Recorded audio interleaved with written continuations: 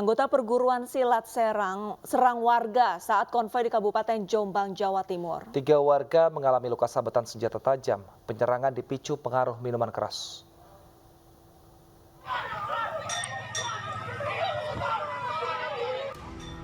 Inilah video amatir yang merekam kejadian saat kawanan anggota salah satu perguruan silat yang melakukan konvoy dan menyerang warga di Desa Kauman, Jombang, Jawa Timur. Para pesilat menyerang warga dengan senjata tajam, kayu dan batu. 3 warga alami luka sabetan senjata tajam. Dan ketiga korban dievakuasi ke rumah sakit. Dari video yang beredar, polisi menangkap 8 anggota perguruan silat tersebut. 1 ditetapkan sebagai tersangka. Aksi kekerasan diduga akibat pengaruh minuman keras. Kemudian berdasarkan hasil keterangan dari beberapa saksi yang telah diamankan, diduga pada saat acara juga melakukan minum-minuman keras. Kemudian setelah acara selesai juga diadakan konvoy yang tujuannya sebenarnya adalah pulang ke rumah masing-masing, namun di tengah perjalanan terlibat bentrok kepada warga. Polisi menghimbau para pimpinan perguruan silat agar mengendalikan anggota masing-masing setiap menggelar acara. Jika ada yang berbuat onar dan mengganggu warga, polisi mengancam akan melakukan tindakan tegas terhadap pelaku. Dari Jombang, Jawa Timur, Mokhtar Bagus, iNews melaporkan. Akibat kenaikan harga BBM dan berkurangnya penumpang, sebanyak 2.847 angkutan kota di 58 trayek di Kabupaten Bandung, Jawa Barat mengurangi jam operasional. Untuk menanggulangi inflasi di sektor angkutan kota, pemerintah Kabupaten Bandung mulai menyalurkan bantuan BBM jenis Pertalite gratis kepada para supir angkot. Sejak Rabu sore hingga 3 bulan ke depan, sebanyak 2.847 angkot di Kabupaten Bandung, Jawa Barat akan mengantre untuk memenuhi SPBU yang telah ditunjuk oleh pemerintah setempat guna mendapatkan BBM jenis Pertalite gratis. Rencananya untuk 3 bulan ke depan, setiap angkot mendapatkan BBM gratis sebanyak 35 liter setiap bulannya. Hingga total akan mendapatkan 105 liter BBM gratis. Bupati Bandung Dadang Supriyatna menegaskan bantuan BBM gratis bagi para supir angkot berasal dari APBD Kabupaten Bandung sesuai arahan dari Presiden Jokowi. Selain membangkitkan usaha sopir angkot, bantuan ini juga menanggulangi inflasi di sektor angkutan kota. Nasib para supir angkot mulai terancam setelah menaikkan tarif akibat kenaikan BBM yang membuat penumpang semakin berkurang.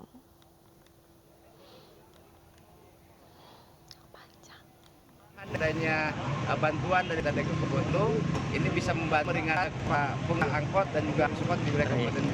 Juga pada para penumpang nggak usah khawatir, kami dari pemerintah juga akan hadir terus mengawasi bagaimana keberlangsungan, dan saya dengan Pak Kapolres, Pak Dandim, semua dinas dan dinas perhubungan tentunya fokus bagaimana untuk mengimbangi inflasi, dan alhamdulillah naik. Ada kenaikan tarif kan? Ada. Berapa persen? 2000 lah. Terus dengan adanya ini gimana Pak?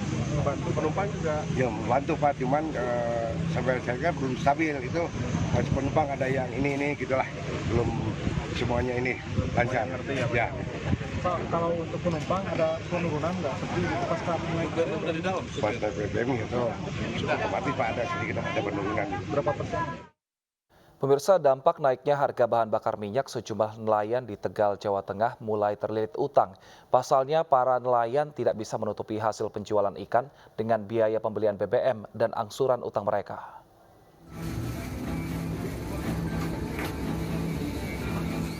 Sebagian besar nelayan di Tegal Sari, Jawa Tengah memilih tidak melaut. Pasalnya mereka menilai rugi jika memaksakan pergi mencari ikan di tengah harga BBM yang kian mencekik. Khususnya para nelayan yang berlayar dengan menggunakan kapal di bawah 35 gross ton atau kapal berukuran besar. Keuntungan para nelayan dari hasil tangkapan ikan tidak sebanding dengan biaya pembelian bahan bakar minyak. Belum lagi biaya peminjaman utang dari bank saat peralihan kapal cantrang ke kapal jaring bergantung. Langkah pemerintah kami tidak setuju untuk BTL ya, bantuan langsung tunai kepada rakyat. Karena saya juga bagian dari rakyat, masyarakat perikanan. Saya adalah salah satu contoh pelaku usaha perikanan yang saat ini kapalnya kami tidak mampu memberangkatkan. Karena harga kenaikan solar yang sangat tinggi. Ya kami berharap diturunkan menjadi 9.000 di atas harga subsidi. Subsidi naik dari 5.150, sekarang kondisinya seperti ini. Apalagi dinaikkan. Ya kapal-kapal kami tidak mampu berangkat. Karena terus terang, tadi ada teman kita yang ngomong tidak mampu untuk store uang di bank. Lalu jadi pemerintah mana yang membantu kami? Kami harus beli jari saja 1,5 miliar dan itu dapat hutang dari bank. Dulu pemerintah pernah menjanjikan kepada kami, tapi sampai sekarang nyatanya ada omong kosong. Sebelumnya, pemerintah berjanji akan memberikan bantuan kepada para pelaku usaha perikanan, khususnya nelayan. Namun hingga saat ini belum terrealisasi dan kini banyak nelayan mulai tercekik dengan utang yang tidak mampu mereka bayar. Dari Tegal, Jawa Tengah, Yunibar iNews melaporkan. Pemirsa, demi berhemat dan menyingkat waktu, para pengendara sepeda motor memilih melewati jembatan yang terbuat dari bambu saat menyeberang Sungai Bengawan, Solo. Padahal jembatan bambu ini tidak memenuhi standar keselamatan.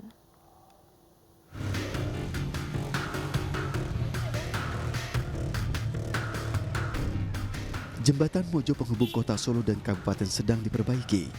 Sebagai alternatif, para pengendara bisa lewat Bekonang, Kabupaten Sukoharjo dan Jembatan Juru yang kini macet karena perbaikan. Tak ingin memutar demi menghemat BBM dan menyingkat waktu, sebagian pengendara sepeda motor memilih untuk menyeberang Sungai Bengawan Solo menggunakan jembatan yang terbuat dari bambu. Jembatan yang berada di kawasan Kadingan, Mojolaban, Sukoharjo, dan Kampung Sewu, Solo, Jawa Tengah ini dilalui ratusan motor setiap harinya. Resiko pun ditempuh karena jembatan ini terbilang sederhana dan bergoyang jika dilewati. Sekali melintas, pengendara dikenai biaya Rp2.000. Karena lebih cepat. Ya betul, di jembatan Mojo ditutup, terus ini saya dapat orderan nganter ke arah Bekonang dari Pasar Kliwon. Saya daripada muter ke Bacem kejauhan, ke Palur juga macet karena dua arah. Ya udah, saya milih alternatif ke sini.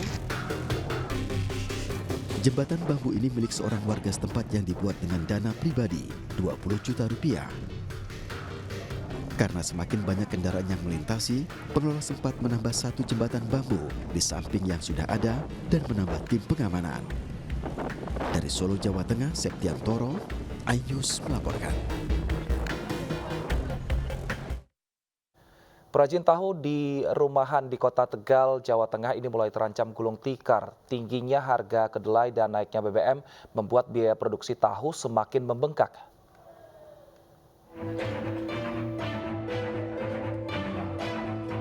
Harga kedelai yang sebelumnya di kisaran Rp10.000 kini naik hampir mencapai Rp13.000 per kilogramnya. Terlebih, para perajin tahu ini kebingungan menyiasati mahalnya harga BBM yang naik sebulan terakhir. Pabrik tahu rumahan di Kelurahan Selerok, Tegal, Jawa Tengah ini sedikitnya membutuhkan 8 liter solar untuk menjalani 2 mesin penghancur kedelai dan 1 kuintal kedelai tiap harinya. Namun di tengah kenaikan berbagai bahan baku, pemilik pabrik tahu rumahan ini masih berusaha bertahan. Kini mereka hanya memproduksi tahu dengan 50 kg kedelai. Kekhawatiran kehilangan konsumen pun dirasakan jika harga tahu buatannya dinaikkan atau ukuran tahu diperkecil. Belum ya, tapi bulan ini kayaknya perlu naik ya, dari 750 jadi 800 ya. Karena sudah nggak ini lagi Pak? Udah nggak sanggup buat produksi sama penjualan itu min. Bukannya surplus plus tapi min. Berarti produksi turun ya Pak setelah kenaikan BBM? Turun, yang jelas turun. Kita produksi nggak berani melebihi kapasitas. Yang jelas produksi itu pas untuk konsumen.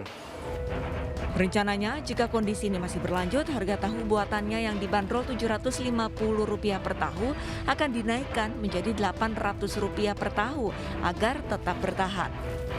Mereka pun berharap pemerintah memiliki solusi dan bantuan agar usaha rumahan warga tetap berjalan. Dari Tegal, Jawa Tengah, Yunibar iNews melaporkan. Harga kedelai impor mencapai Rp13.000 per kilogram. Hal ini berdampak pada pengusaha warteg yang kini turut menaikkan harga dan mengecilkan porsi lauk yang berbahan dasar kedelai.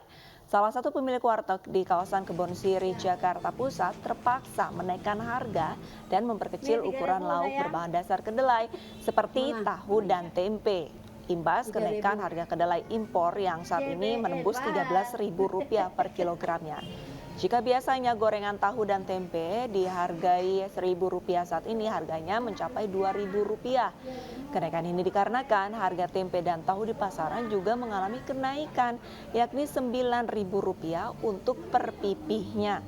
Kenaikan harga kedelai sudah terjadi sejak Februari 2022.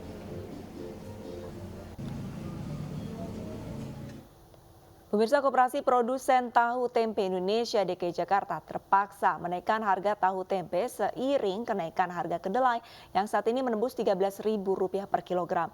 Kenaikannya 20 hingga 30%. Dan untuk mengetahui imbasnya hingga ke pedagang warteg, sudah bersama kami Yola Dwiyanti. Selamat siang Yola, apakah harga lauk yang berbahan kedelai seperti tahu tempe sudah mulai naik nih di lokasi Anda? Ya, selamat siang Arlista Wilson dan juga pemirsa. Memang kenaikan kedelai impor yang saat ini tembus menjadi harga Rp13.000 untuk per kilogramnya. Ini tentu saja sangat berdampak pada pengusaha warung Tegal atau warteg di tempat kami mengabarkan, salah satunya yakni di Jalan Kebon Sirih, Jakarta Pusat. Dan untuk mengetahui bagaimana dampak dan juga bagaimana cara mensiasati dari kenaikan tempe dan juga tahu, saat ini saya sudah bersama dengan Ibu Susilah sebagai pemilik warteg di sini. Halo, selamat siang Ibu. Iya, selamat siang juga. Ibu, ini kan harga dari kedelai impor ini naik nih Bu. Ini artinya ada pengaruh nggak sih Bu di harga tempe dan juga tahu di pasaran? Ya kalau pengaruh sih enggak, cuman yang pembeli kalau tempenya kecil pada ngomong, oh sekarang tempenya kecil harganya gitu karena kedelainya mahal. Biasa potongan yang 7.000 sekarang 9.000. Jadi saya kecilin lagi karena dari pakulnya mahal sih. Jadi dikecilin, tapi yang beli mah bilangnya kecil-kecil banget gitu. Terus kalau beli apa-apa 3.000 aku nggak boleh orek. Jadi kalau biasa beli 3.000, beli 2.000, aku nggak boleh, kedelainya mahal, apa-apa serba mahal semua. Jadi kalau kayak gitu ya bagaimana lah, pelanggan juga kurang kalau beli tempe-tempe. Kalau gini harusnya permenta tuh harus diturunin semuanya. Kalau kedelai mahal, apa-apa semua juga harus diturunin. Sembako semua mahal semua sekarang. Jadi dagangan nggak kayak dulu, kayaknya kurang lah untungnya gitu. Ibu Susila, ini kan harga tempe dan juga tahu ini naik nih Bu di pasaran. Apakah ada keluhan dari pembeli atau justru omsetnya ini mengalami penurunan Bu? Kalau omset ya biasa aja, cuman saya kurangin tempe, habis tempenya harganya mahal. Jadi biasa ngambil 20 lempeng, sekarang ngambilnya cuma 10 karena tempenya nggak kayak dulu. Dulu kan tempe murah 6.000, 7.000. Saya ngambilnya banyak sampai 30, 25. Sekarang karena mahal jadi ngambilnya sedikit. Ibu, ini kalau misalnya ke depannya harga tempe dan juga tahu terus naik nih Bu, apakah lauk pauk yang berbahan dasar kedelai ini akan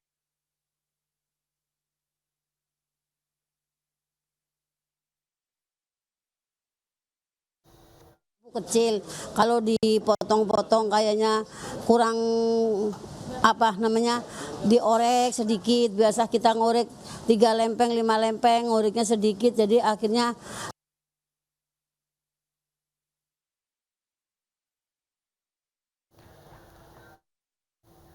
Baik pemirsa, kami mohon maaf atas kesalahan teknis, tapi memang harga tempe ini berdampak bahkan hingga ke warung makan yang harus mengecilkan ukuran tempe yang mereka jual. Kita ke informasi lainnya pemirsa, Johannes Tanak resmi terpilih menjadi Wakil Ketua KPK menggantikan Lili Pintauli. Ainus Siang akan segera kembali.